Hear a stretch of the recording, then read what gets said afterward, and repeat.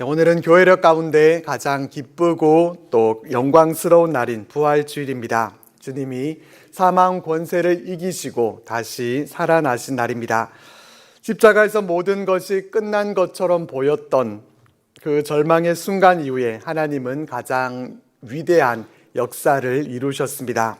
죽음이 끝이 아니라 새로운 시작이 되게 하셨고 또 절망이 소망으로 바뀌는 그러한 놀라운 역사를 하나님은 주님의 부활을 통해서 우리에게 보여주셨습니다.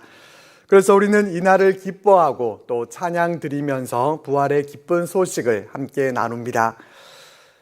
우리 삶에서 늘 부활의 기쁨 가운데서 이렇게 힘있게 살아간다면 늘 좋겠지만은 그러나 우리의 삶은 또 어떻습니까? 우리는 과연 주님의 부활을 정말 믿고 살아가고 있는가 하는 것을 돌아보게 됩니다.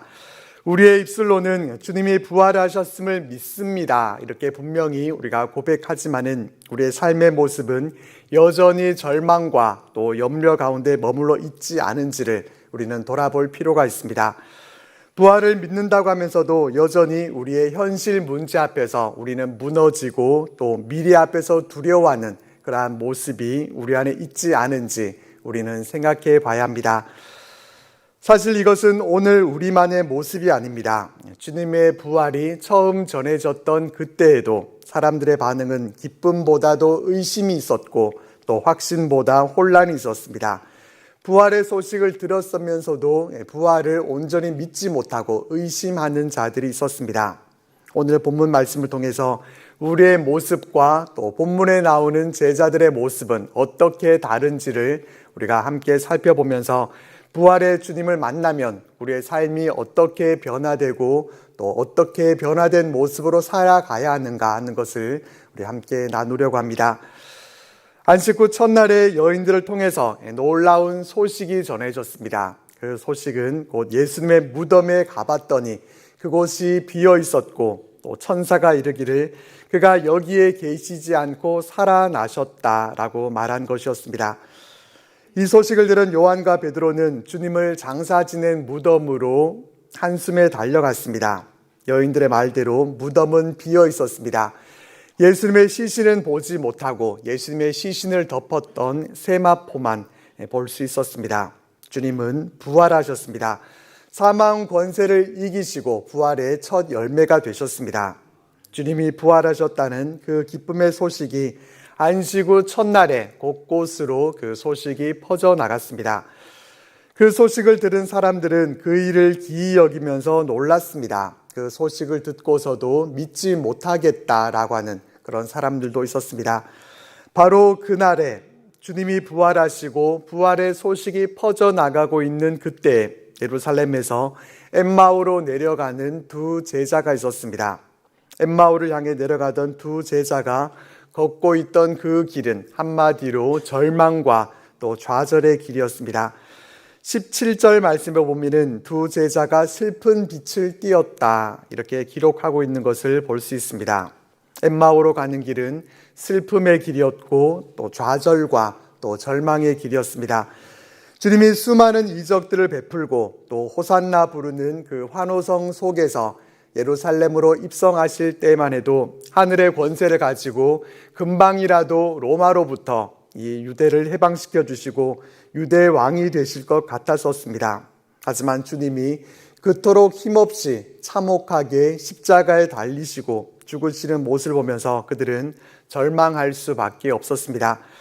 그리고 이제는 주님이 왕이 되셨을 때 그 밑에서 한 자리를 차지하는 것, 이것이 문제가 아니라 자칫하면 체포돼서 예수님과 같이 그렇게 죽임을 당할 수도 있을지 모른다. 그러한 두려움 때문에 두 제자는 예루살렘을 떠날 수밖에 없었습니다.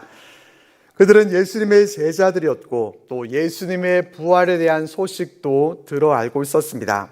하지만 그들은 왜 그토록 슬픈 빛을 띠면서 엠마오로 내려갔습니까?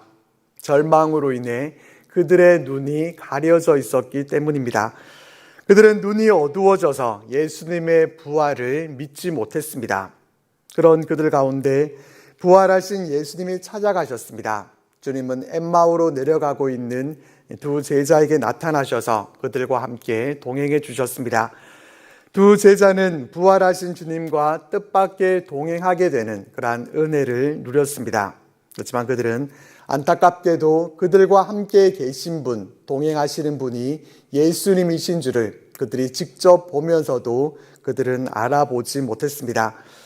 이 안타깝고 어리석은 제자들이 누구입니까?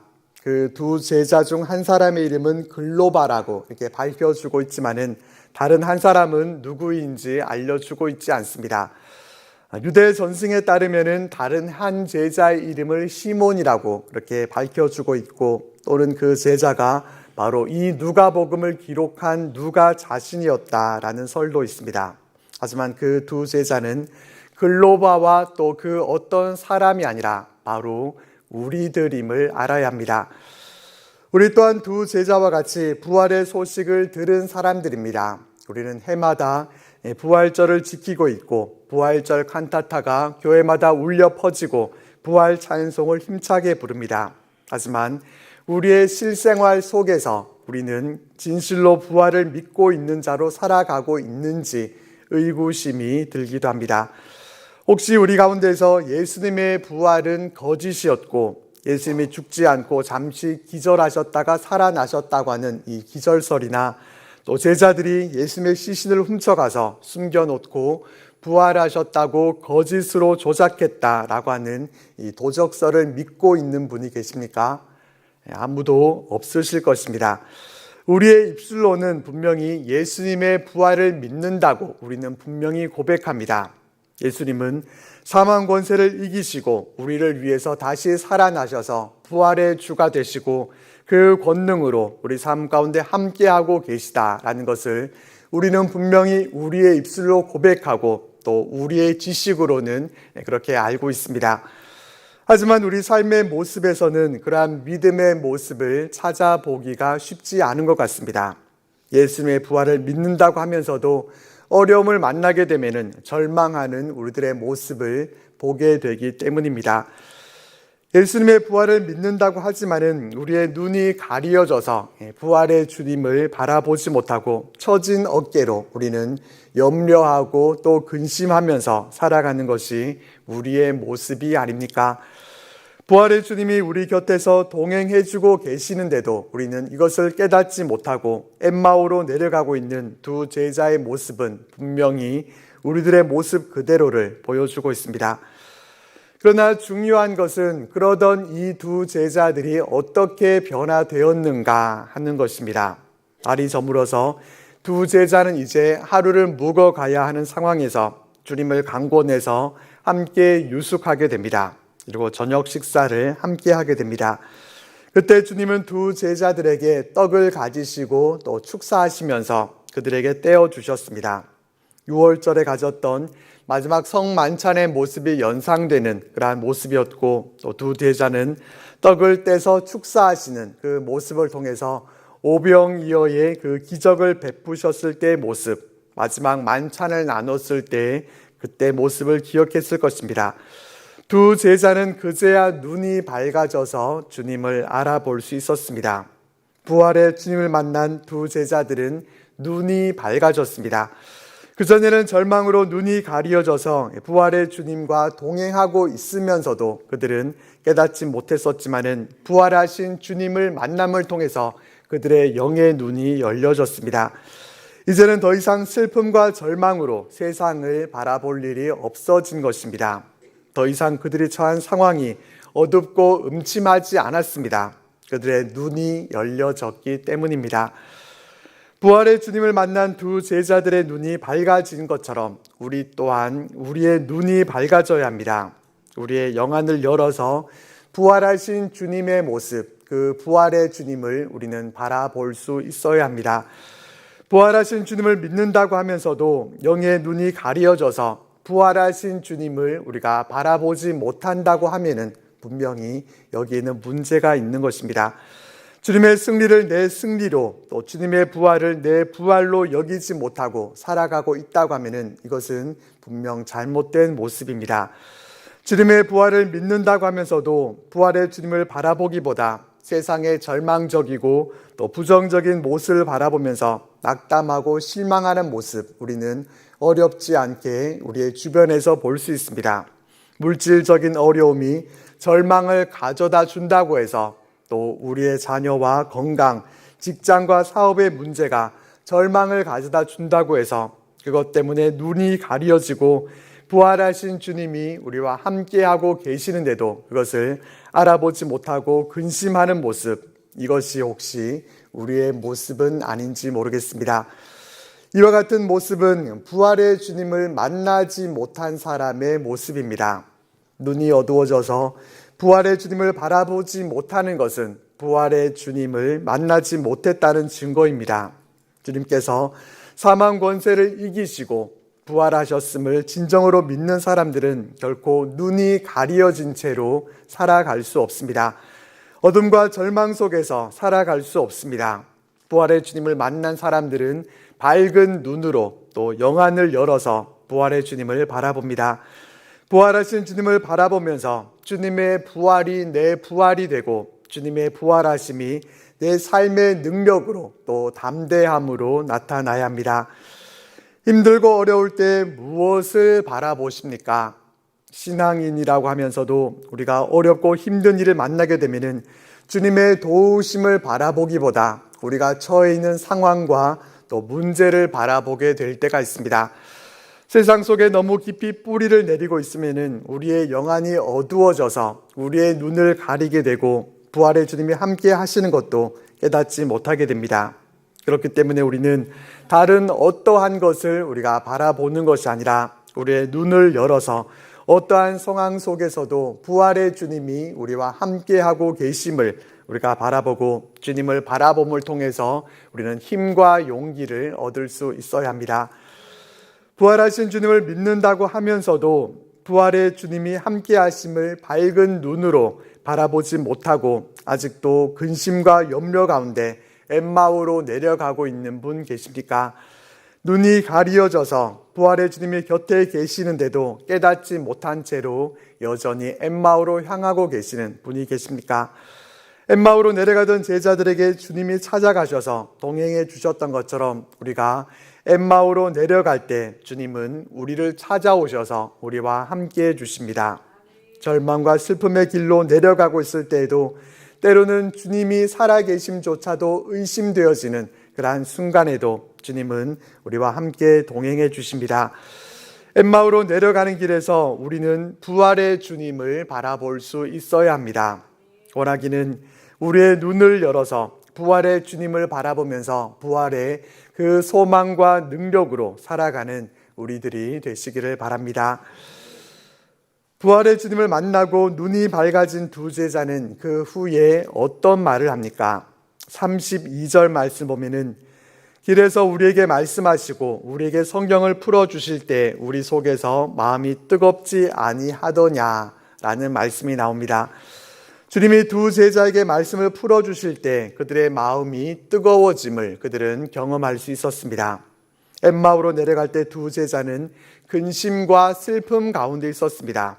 주님께 대한 사랑과 열정, 이 모두가 다 식어져 있었습니다. 그러나 부활하신 주님을 만나서 주님의 말씀을 듣는 중에 그들의 마음이 다시 뜨거워졌습니다. 마음이 뜨거웠다는 말을 이 원어적 의미로 보면은 계속해서 타오름을 당했다라는 의미입니다. 그들 스스로가 뜨거워졌고 한번 뜨겁다만 그런 뜨거움이 아니라 그들은 뜨거움을 당하되 계속해서 그 마음이 뜨거워졌다는 것입니다. 무엇으로 인해서 뜨거워졌습니까? 주님께서 말씀으로 그들에게 풀어주실 때 그들의 마음이 뜨거워졌습니다. 성령 하나님은 말씀 속에서 말씀과 함께 역사하십니다. 말씀이 살아 역사할 때 우리의 마음은 뜨거워집니다.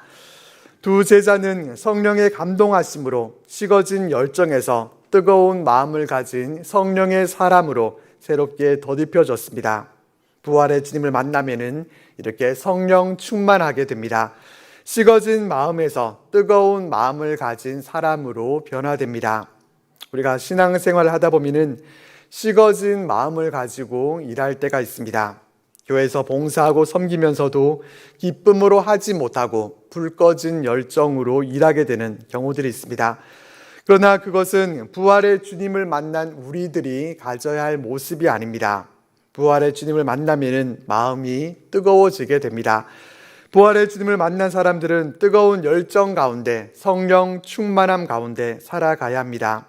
내 안에 성령의 임재가 없으면 차갑게 식어진 인생을 살아갈 수밖에 없습니다. 우리의 마음이 식어지면 우리의 삶도 식어지게 되고, 또 우리의 심령이 뜨거워야 우리의 삶과 모든 것이 함께 뜨거워질 수 있습니다. 근데 오늘 우리가 속해 있는 우리의 믿음의 공동체가, 우리가 속해 있는 곳이 차갑게 식어져 있다, 그렇게 생각되지는 않은지 모르겠습니다. 우리의 가정이 신앙의 열정 없이 그저 세상 속에서 냉랭하게 살아가고 있지는 않습니까?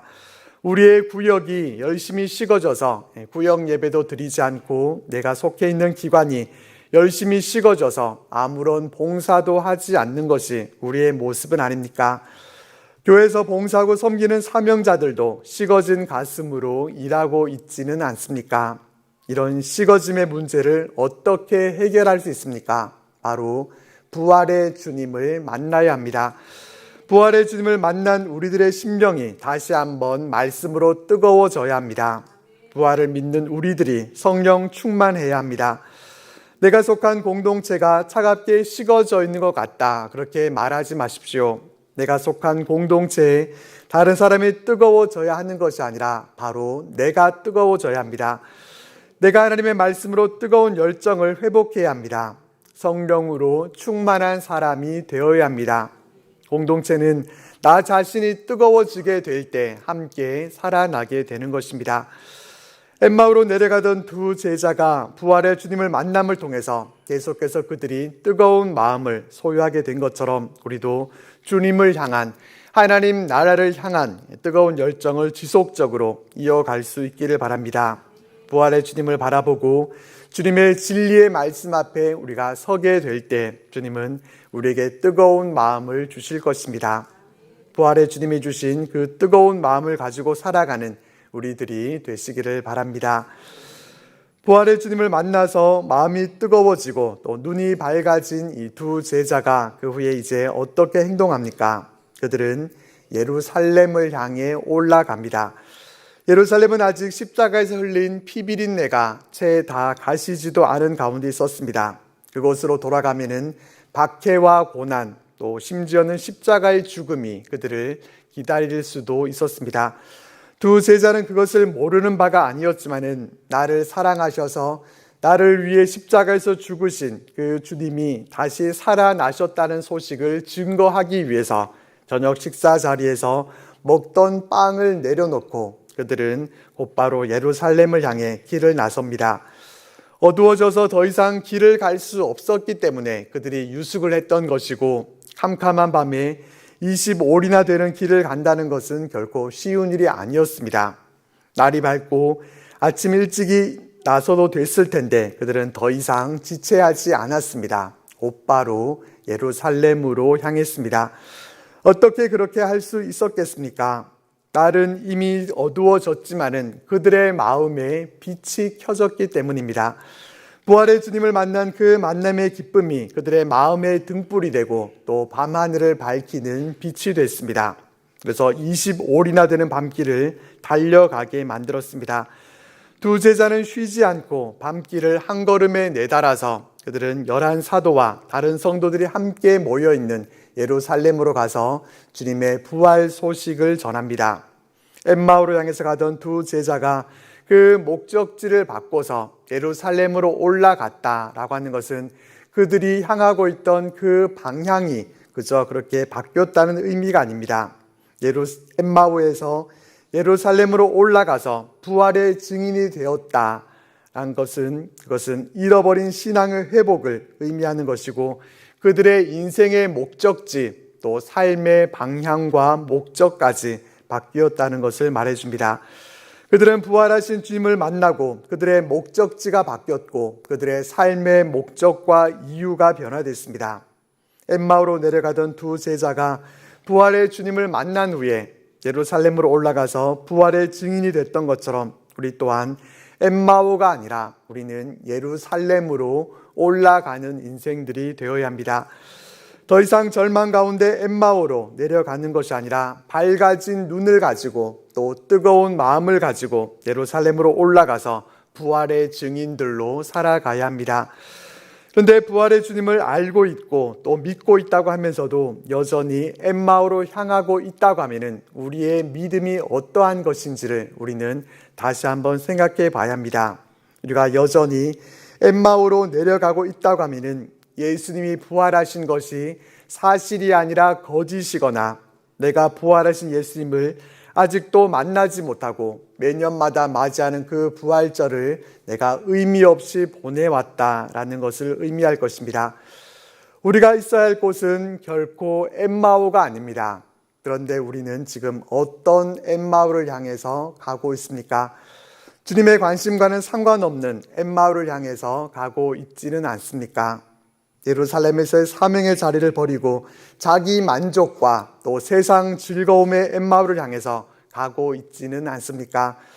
우리가 정말 부활의 주님을 만났다고 하면은 우리는 더 이상 엠마오를 향해서 내려가는 것이 아니라 예루살렘으로 향해야 합니다. 우리의 삶의 목적과 이유까지도 새롭게 변화되어야 합니다.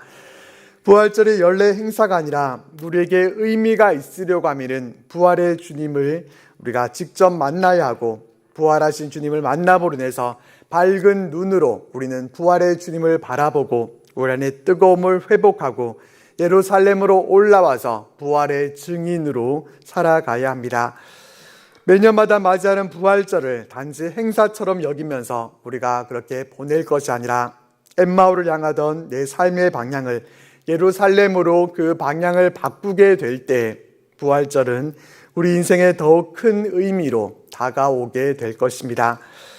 엠마오로 내려가던 두 제자들은 부활의 주님을 만나면 어떻게 변화되어지는가 하는 것을 우리들에게 보여줍니다. 부활의 주님을 만남으로 인해 두 제자는 그들의 영안이 열려졌고 마음이 뜨거워졌고 다시 예루살렘으로 올라가서 그들은 주님의 증인이 됐습니다. 우리는 어떻습니까? 우리는 부활의 주님을 아직 만나지 못하고 여전히 엠마오로 내려가고 있는 그러한 두 제자의 모습이 아닌지 우리 스스로에게 물어봐야 합니다. 원하기는 부활하신 주님과의 깊은 만남을 통해서 다시 우리의 눈이 열려지고 우리의 마음이 뜨거워지고 우리의 사명의 자리 예루살렘에서 부활의 증인들로 살아가는 우리들이 되시기를 바랍니다. 부활의 주님을 만나면은 변화됩니다. 부활절인 오늘 주님의 승리와 부활이 내 승리와 부활이 되고 또 부활의 주님을 만남을 통해서 우리가 있어야 할 삶의 자리 예루살렘에서 우리가 더 이상 이제는 처진 어깨가 아니라 힘차고 담대한 승리자의 모습으로 부활의 증인들로 살아가는 우리들 모두가 되시기를 주님의 이름으로 축복합니다.